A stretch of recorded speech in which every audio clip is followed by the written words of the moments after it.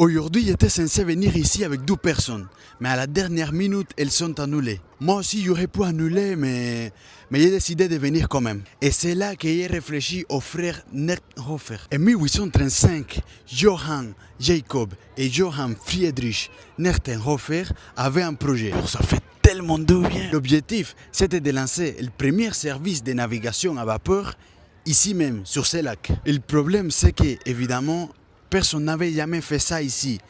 Et la batellerie traditionnelle s'y opposait. Oh là là là là là là. Et pour construire leur bateau, ils ont dû commander les pièces à Paris, à la fabrique des machines KV. 50 tonnes de matériel transporté depuis Paris jusqu'à Thun, sans autoroute, sans train, à cheval. Oh là là là là là là. Le 31 juillet 1835, l'île Bellevue prend l'eau pour la première fois. Le tout premier service de navigation à vapeur de l'Oberland bernois venait de naître. La première année, 25 000 passagers. Ils venaient de faire exploser le tourisme dans toute la région.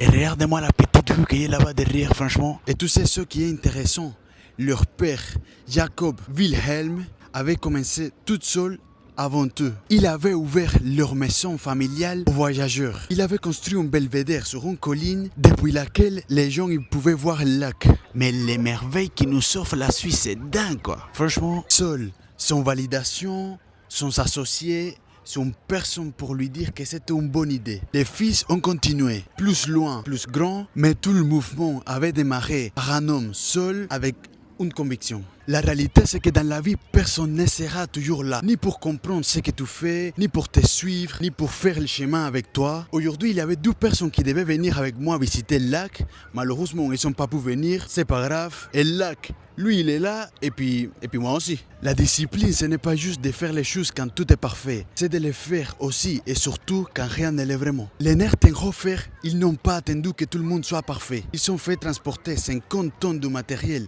à cheval depuis Paris et ils ont changé le destin de toute la région. Lac de Thun, l'un des lacs les plus grands de la Suisse, avec environ 400 000 personnes qui habitent autour, et 2 frères qui ont décidé d'avancer sans s'attendre et qui ont marqué l'histoire pour toujours. Ton projet, il t'appartient à toi. Avance. Lac numéro 29 sur 100. Et puis les amis, on va bien s'éclater cet été dans tous ces lacs. Et abonnez-vous pour ne pas rater la suite du challenge. À bientôt. Let's go. Ça fait tellement de bien. Oh là là là là là. Heureusement que j'ai décidé de venir quand même.